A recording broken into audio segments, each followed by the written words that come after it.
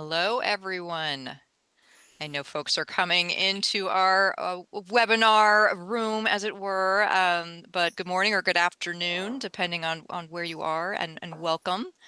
My name is Ellen Haas. I'm the Associate Vice President for Academic and Student Affairs with the American Association of Community Colleges. It's my pleasure to welcome you to our webinar today to provide an orientation to the ATE conference. I cannot believe we are less than 2 weeks away. Um, so I would love to start by just introducing Rachel Bauer, the PI of ATE Central. They work very closely with AACC. They also help us develop the conference app, which I'll talk about momentarily. And also Courtney Larson, our program manager. She will be in chat, so any questions, please feel free to input them. And Rachel will be talking a little bit about one session type and also facilitating questions. So I'll go over some slides and some broad overview, and then we will, happy to take any questions you have as we prepare for this event. So what we're going to cover today, just again, an overview of the conference, some tips for navigating and maximizing your engagement. We'll talk about student participation because we do have almost 50 students in attendance, and then we'll go over some of the commonly asked questions. So, excuse me, before we do that, I'd love to launch a poll and find out how many of you in the audience are brand new to the conference this year, and how many of you are veterans. I know we have a lot of veterans in the group as well.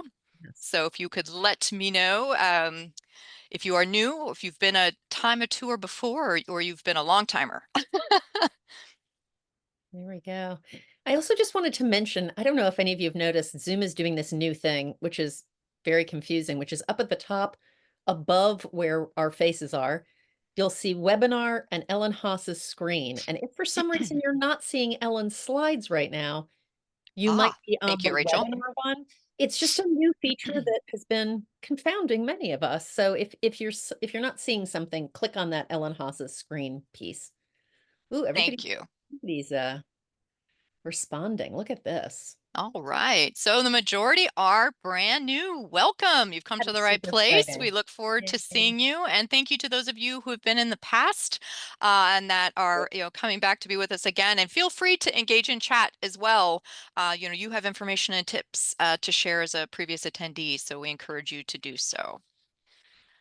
Okay, so if we could exit out of that, we'll move forward. So let's just briefly go over the what, when, and where. Hopefully you know the when and the where at this point. Again, this is the Advanced Technological Education Principal Investigators Conference. For short, it's the ATE Conference. It's an event for the AT community by the AT community. It is your national professional development and networking event, again, for ATE grantees and their project partners. And it's sponsored by the National Science Foundation and the American Association of Community Colleges, primarily funded through a grant to AACC. So the date's October 23rd through 25th at the Omni Shoreham Hotel in Washington, D.C. We've been working with NSF on this conference and on the ATE program for the past 30 years. This is actually our 31st annual event. So who and why? We have just over 850 people signed up to attend this year.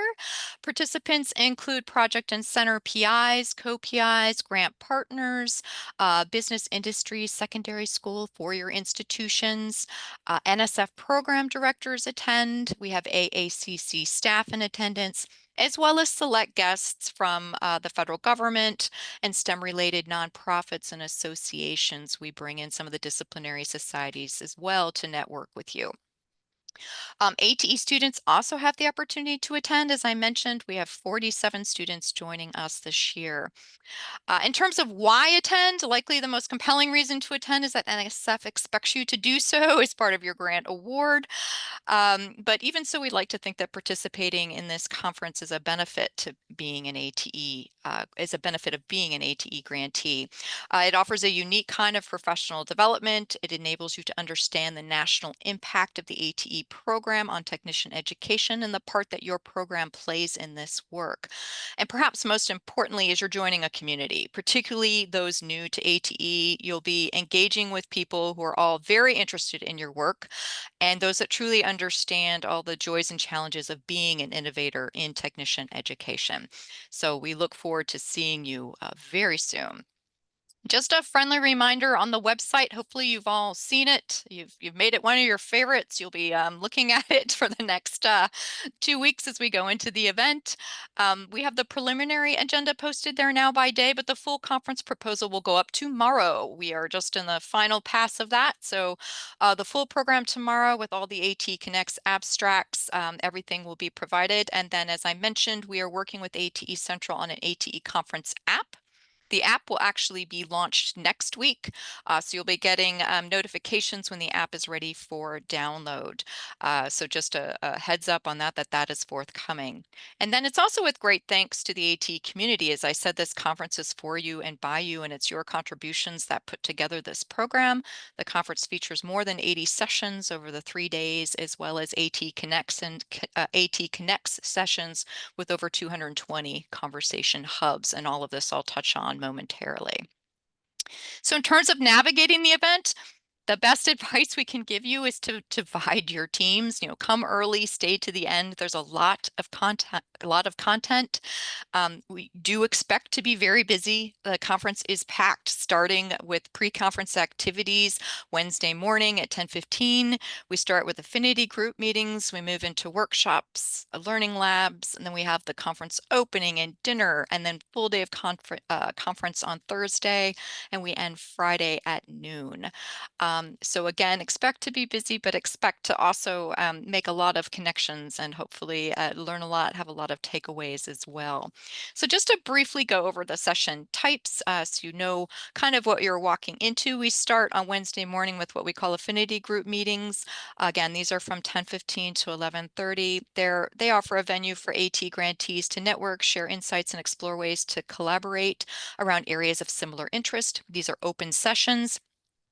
So please pick one that looks good to you and attend. Following those sessions, we have our pre-conference workshops. We offer 6 of these this year. These run from noon to 3. They include a box lunch. These required a pre-registration. Getting started for new grantees. If you are a new grantee, that workshop is for you. If you have not signed up for it, please do so. The focus of that workshop is on what you need to know to properly administer and implement your NSF ATE award. The other workshops offered are optional, but certainly we hope some of the topics would be of interest to you if you're not registered for one of the workshops. We're offering one on industry partnerships, integrating AI into teaching and learning, um, communication and dissemination, um, stories of impact in terms of efficient qualitative evaluation, and then one on simple math. So I'll ask Courtney to put in chat the link to the pre-conference workshop page on the website if she hasn't already. If you'd like to sign up, the space and pre-cons are still available. We're keeping registration for the workshops open until this Friday. To register, you would just go back in through the registration link, or you could send an email to ate@aacc.nche.edu. So we hope if you'd like to, please take advantage of these workshop offerings. Mentioned back here with affinity groups, following the workshops, we have what's called a learning lab. This is a new session format this year, but again, this is meant to be immersive training around an activity, lesson, or exercise using real tools and solutions. So these are meant to be kind of bring your own device sessions, more classroom style format. So do take a look at those. These are open. These sessions do not require pre-registration. So if you're interested in having that type of learning environment and walking away with takeaways, or perhaps engaging with tools, do take a look at those. So following all of this content, which we call pre-conference, but is in fact a lot of conference activity, we then move into the opening plenary session. We have 2 plenary sessions, one Wednesday evening and one Friday morning. On Wednesday evening, we actually start with the plenary session from 5 to 6:15, where we have a panel of business and industry thought leaders that will be talking to you about AI and the future of work, offering that industry perspective. That panel will be facilitated by Dr. Victor McCrary, who is the Vice Chair of the National Science Board, which oversees the National Science Foundation. All of this information will be on our website tomorrow with the full conference program, but we're excited to have a robust conversation with some of our industry representatives around this topic. I will mention briefly the Friday morning plenary session, to skip all the way to Friday morning, involves a student panel. So I'm very excited about that. Students talking about emerging technologies in the future of work. So we're getting their perspective on the technologies and the skills that they're needing to succeed.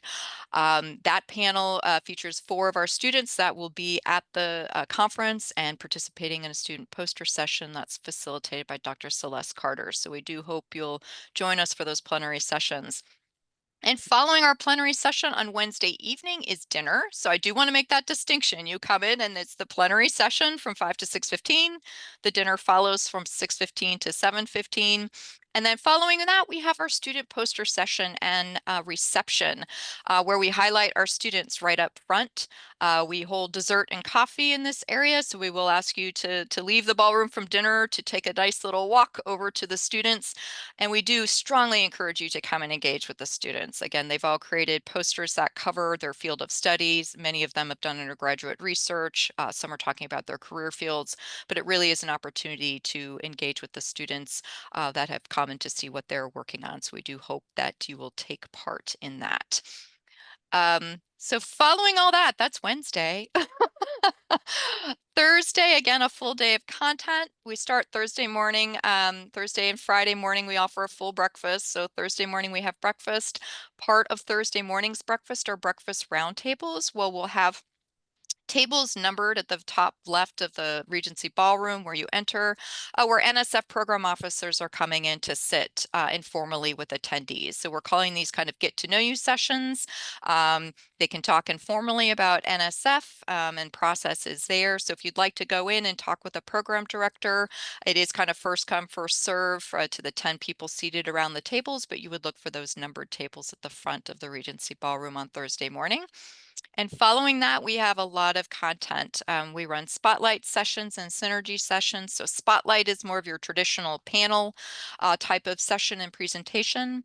Synergy sessions are more discussion focused. So if you like to, I guess, talk more than having the presentation, there's a little bit of presentation, but those are really meant to be engaging in kind of birds of a feather dialogues. And then innovation demos we run on Thursday afternoon, which are 30-minute sessions that demonstrate tools or strategies or things that you can take and implement. So those are quick sessions to go in and learn something that is innovative in a new technology tool or strategy area. So we hope you check those out as well. I've talked quite a bit, so I do want to pivot to that little bullet at the bottom that says Convergence Lab on Thursday. And this is something ATE Central hosts in partnership with us. So in addition to all these sessions and AT Connects, which I'll talk about momentarily, we also run a Convergence Lab. So as I said, you'll be busy. But Rachel, would you just say a few words about what the Convergence Lab will entail? Yeah, absolutely. I'd be happy to. So the Convergence Lab is a new feature of the conference this year.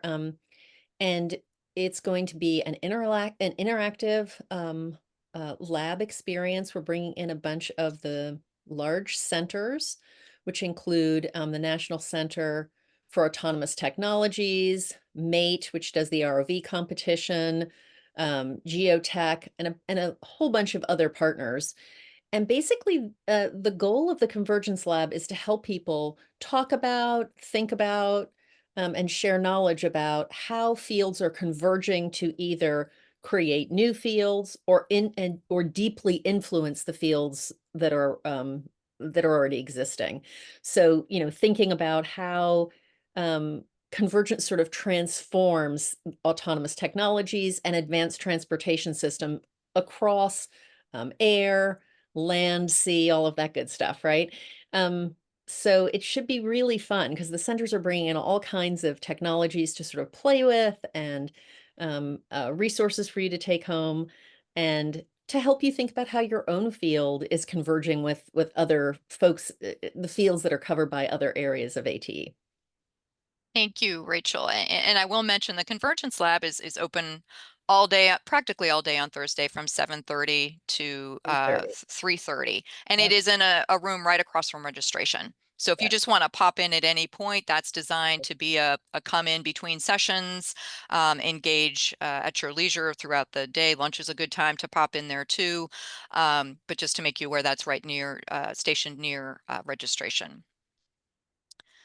Okay, so let me talk about ATE Connects, which is really kind of the hallmark, the core of the conference. These are sessions that run, nothing runs against them. They they are dedicated time designed to offer you the opportunity to connect and engage with colleagues and peers from across the country, to share your promising strategies and lessons learned, to build collaboration, make connections, and this is really where we do our community building.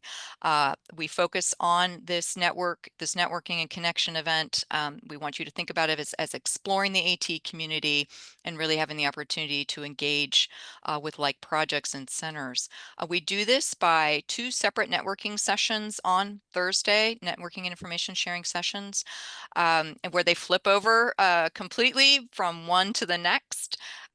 Each project and center hosts what we call a conversation hub. Again, we have more than 220 projects and centers represented over these two different time periods. And we number the projects and centers and we group them by discipline area. So for ease of finding them, if you're interested in all things biotech, they're all right in a row. Certainly the challenge of that is if you are in fact presenting in a being a part of a conversation hub, that's where dividing your team comes in really handy. So you can be kind of staffing your station while someone else on your team goes to visit some of the projects. But just to give you a sense of how they are structured. A few pictures. These are kind of low tech because they're meant to be high on connection. They're really meant to make that connection with the individual. So you'll see a little bit of information about a project or center. You might have the opportunity to scan a QR code for more information or take a handout, but they're also designed to kind of get through as many as possible so you can see the wealth of knowledge and resources that is the ATE community. So the sessions are divided as follows. We hold the first one from 10:30 to 12:15 and the second from 3:45 to 5:30. And as I said, we feature four different discipline areas. Now, we certainly know that many of your projects and centers could span various disciplines or converge on more than one. But for the purposes of putting you into AT Connects, we chose one that seemed to align the most with your STEM discipline area of focus. But all of that is to say, certainly be visiting and taking part in both AT Connect sessions and looking across the broad spectrum that is the ATE community. But in the morning, advanced manufacturing, ag and environmental, applied research and engineering. In the afternoon, bio and chem, what we call general ATE. So those are those like ATE Central falls in those categories. Those tend to be not so much discipline specific, but broad service types of projects, information and security technologies, and micro and nanotechnologies. So to give you a sense of how these are structured. We keep those, that pipe and drape low. We want you to be able to see across the hall and hopefully make connections and spot colleagues. We do, as I said, group these. So in your program and on the app, you'll see a map, and we have abstracts that describe each project and center. We do suggest you really go through those and try to map out a strategy for going into this exhibit hall so you can connect with those projects and centers that would be beneficial for you to collaborate with or to learn from. So we certainly encourage you to look through the program materials ahead of time to get the most out of this.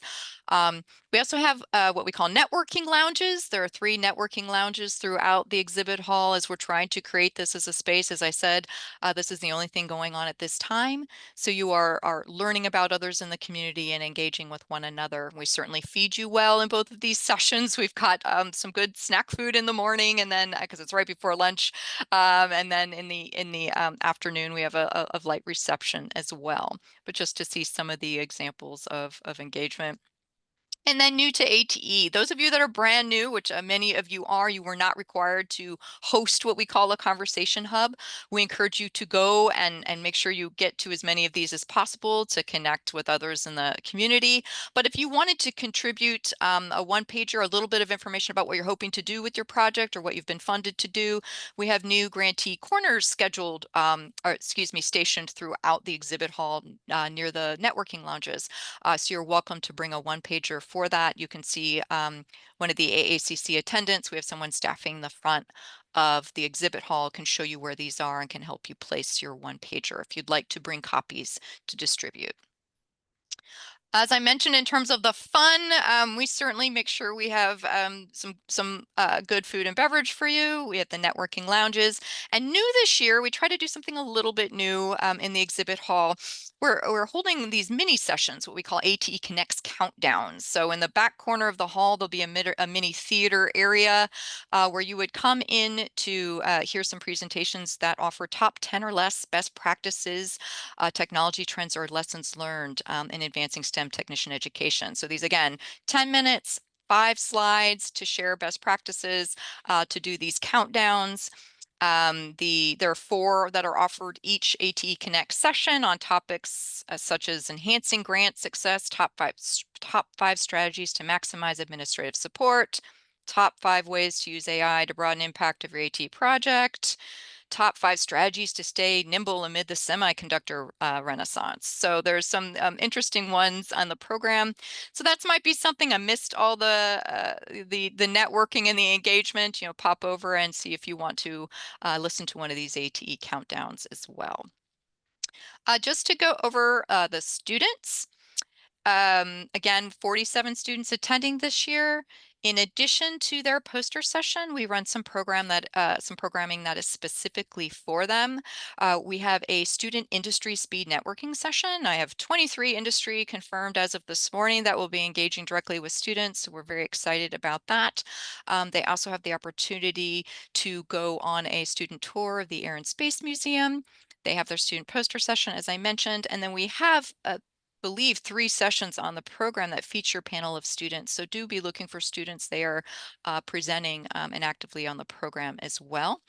And in addition, they have a student recognition breakfast held on Friday morning. So this is for the student attendees, and they're sponsoring PIs, where they receive a certificate acknowledging their contributions in STEM from the National Science Foundation. And just a thank you to all the PIs that sponsor and bring their students to this event. We certainly get a lot out of their participation, and we, they tend to do so as well. So thank you for helping to facilitate and make that possible. I'll go over some other common asked questions, and then we'll break for any questions that may have come in. But one of the ones we hear the most about is identifying your program director, or how do I connect with my program director at the event? Certainly we'll cover what to wear and how to get online. But in terms of identifying your program officer, if you do not know who your program officer is, you can search through NSF's awards database on their website. Mentor Connect, and maybe Courtney can put that link in, has a document on their website on how to search the NSF database to locate your program director. NSF has the first hub number 1 in each ATE Connect session, and at their table, they print out a list that has your project and program directors. So if you are a new awardee, and sometimes we have rotators coming in late, that will have the most up-to-date information if you need help identifying your program officers. In terms of connecting with your program officer at the event, that can be a little more challenging, as there are 850 attendees, and as you can see, not as many program directors. We do list them in the conference program. NSF is identified by red ribbons at the event. They tend to roam ATE Connects because that's where they're looking to connect and engage with their grantees. As I mentioned, we have breakfast roundtables that the program directors are coming in to talk informally over breakfast, and they tend to also be at the rotating throughout that first hub. We would suggest, if you're trying to connect with your program officer, do reach out to them ahead of time. Again, locating them at the conference can be difficult and challenging, and they've got many grantees. So if you really want to try to engage them at the conference directly, again, we suggest you reach out in advance to make arrangements. But do know that all program officers are happy to speak with you. If you've got a general question on program management or grant implementation, any of the program directors can assist you with that. Conference attire, we suggest business casual, dress in layers. The meeting rooms can be cool or they can be hot. It's a very old building, and there's a lot of walking involved. So there is getting down to the exhibit hall or getting from the west to the east side of the hotel. We suggest you wear comfortable shoes. And in terms of connectivity, basically we have a wireless access code, which you'll get at registration, which gives you access when in the meeting rooms in the hotel common areas. You can connect in your sleeping room. The only place we do not have connectivity is the exhibit hall, so just plan for that. It is actually a converted parking garage. You may or may not know that when you see it converted into the hall, but it just is, it's extremely cost prohibitive to make that internet friendly down there. So that is the only space that is not so great with internet access. So we can't guarantee you can get online, but just so you're aware, everywhere else in the conference, you should be able to connect. And these are our students from last year. We had them do a silly and a serious shot. So this is the serious shot. No, anyway, they are having a good time. So with that, I didn't know if there were any questions that had come in through chat or any that, if you've got any now that you'd like to raise. So I don't know, Rachel, how I did. Great. I mean, either people just either you did so well that no one has questions, or people are being very shy, which seems unlikely to me. So I think Well, you did incredibly well. Well, we also structure more time on this than we need, just in case some years we have a lot of questions. And as I said, if there are questions, we're happy to address. The full conference program again goes up tomorrow. The app is available next week. Um, you know, Here are a few questions. mhm. Right. First one is, what is the parking availability if, whoops, what is the parking availability at the hotel? Um, there is parking there. The hotel does have a parking garage, and I can have Courtney check on rate. It is, they do have a parking garage. It is very expensive because it is DC. I believe it's like $55 a day. It would be, if you're coming in and that's how you're getting there, they can arrange to charge it to your room. But there is parking available. But I would say if you are parking, the sooner you arrive, the better, because parking does become limited because we are actually taking a part of the parking garage for our exhibit hall. We don't take all the parking, but that means they have a reduced parking. But yes, there is parking on site. It is valet parking only at a premium rate because it is Washington, D.C. And someone else asked if a spouse or a partner wants to come to a session, can they? This is probably someone who is not registered for the conference. Yeah, unfortunately, no. We do not have since this is a conference that is for ATE grantees, and each team is actually limited in the number of people that they can bring. We don't have a mechanism for registering spouse or those outside of the community. I mean, if you had space on your grant, if you've got 5 and they want to pay the full registration fee, we can allow them to attend, but we don't have day rates or a mechanism to register folks that are, not coming as part of their AT grants.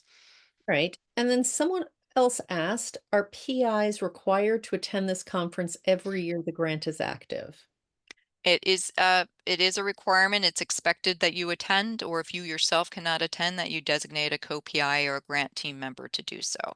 So it's expected that you come, and it's expected that you participate in one of these conversation hubs. Again, that mechanism has morphed throughout the years. It may look different next year, but there's always an element where you're asked to share information about your project and center. And that is, you're not asked to do it your first year if you're brand new, but next year you would be expected to host a conversation hub and share information and attend. Right. I just wanted to point out that Courtney did put that the parking is $55 a day. She just Oh, put I was right. right on top of it. Yeah, it's crazy. And someone asked about, are there shuttles available from the airport? And I believe the answer to that is no. There are not shuttles available from the airport, but if you were coming into the Washington Reagan DCA, that is on the Metro line. Now, Courtney, correct me, is the line completely open now? Because I know we've had a lot of construction.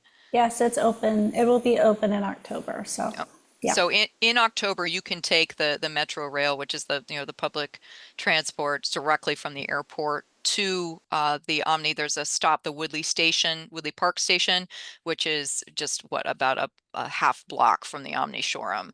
So that information is on our website under transportation in terms of what line you would take and what the stop is. But that is the easiest way to get to the Omni from the Washington Reagan Airport. If you're coming into the other area airports, which are BWI, the Baltimore Washington International or Washington Dulles, those are much farther away. So you would need to do a Lyft, an Uber, or a cab Well, to I go from would say there. though too that coming from DCA and in a taxi is very quick. Very nominal. It's Absolutely. Yeah. and personally for me with the Hmm. amount of luggage that I bring because of shoes, I'm just going to say that. I'm just going to admit that the Metro would be a little more difficult. But for Yes, if you again, and you're right, so, depending on what time you come in, you could get right, there as quickly as 15, 20 minutes. It could take you longer if you're coming in at rush hour, but it is it's pretty very easy for me. easy to get into downtown DC, to this area of DC from DCA. It's very And I will pleasant say to the have the that. Woodley Park area where the Omni Shoreham Hotel, if you have not been, is very walkable. There are restaurants and amenities within a half block, just going right off of the hotel, and it also backs up against a piece of Rock Creek Park with jogging and walking paths. If you're one of those early risers that likes to get outside, so I mention all of that as well. So we have a question about will all registered participants be searchable on the app or in the program? They are not in the program. If they elect to be in the app searchable, then they will be searchable. So when you are given when you sign up for the app, you can indicate if you want your information shared. So But I that, will say also that it is very easy because the program is a PDF that is downloadable. If you mhm, download it as a PDF, it is very easy to search and sure. see who is presenting when. So if you want to find, if you know your friend, whoever, Jen Geyer is presenting, but you can't remember when, it's very easy to do that in the Yes. program that way. You program as well as the app. But if you're looking for general participants that are not on Right. the program, that That's that true. would be if they've opted to engage in that on the app. That's true. That's a good point, Ellen. Okay. So can I let Staples send our poster to the hotel and we will take it from the hotel? I believe the answer to that is no. This is the Connects poster. They're asking if Staples can mail it or send it somehow to the hotel. Do you mean to have the hotel print it or do you mean to print it with Staples? I think both of those are no's though, right? Because Well, the hotel has no mechanism for printing. right. Um, you could mail something to yourself as a guest of the hotel.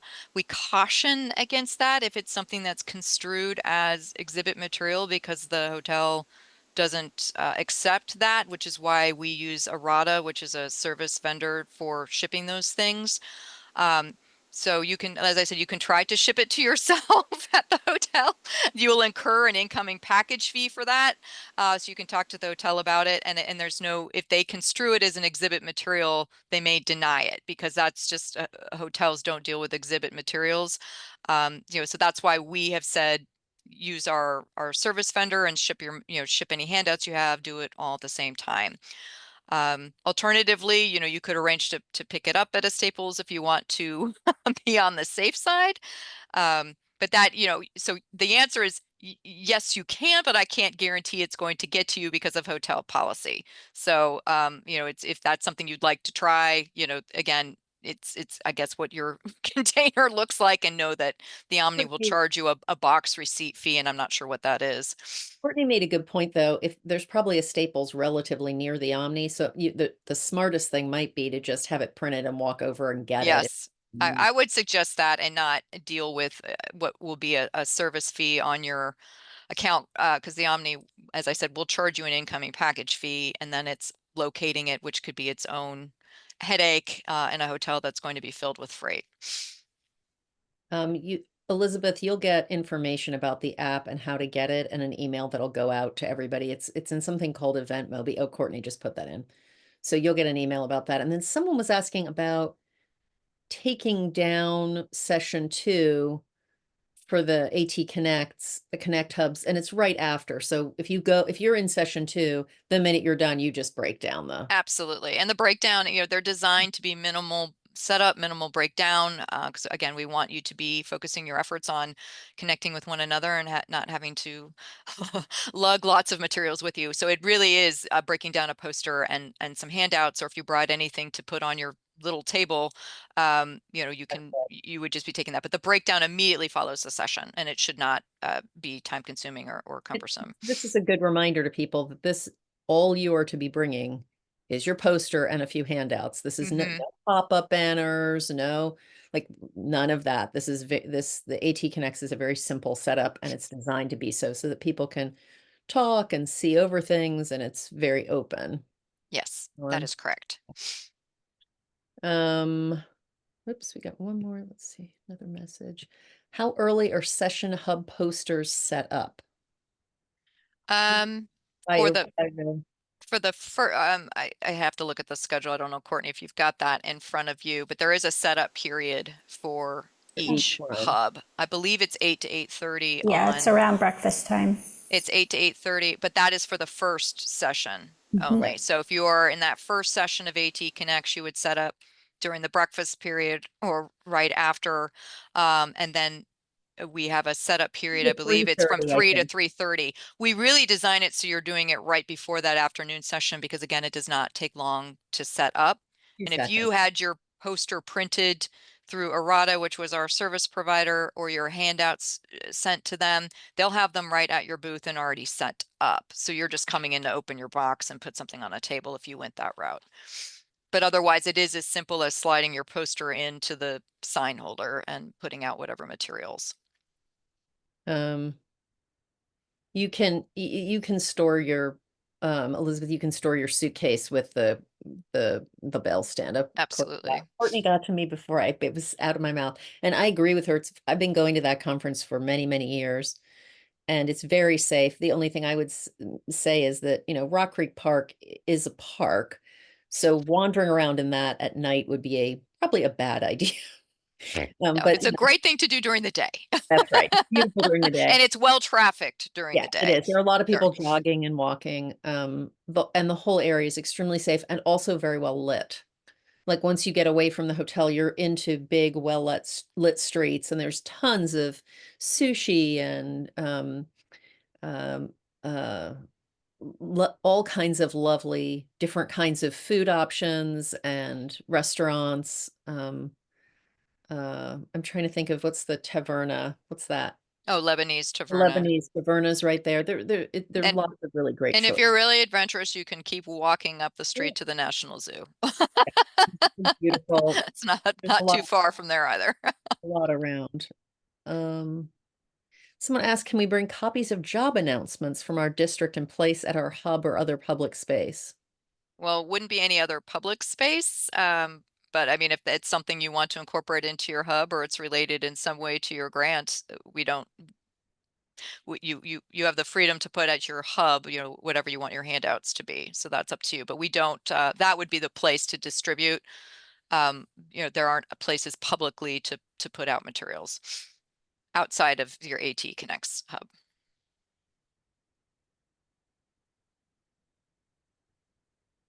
I think that's it. I don't see anything else that we missed Okay. going back through here.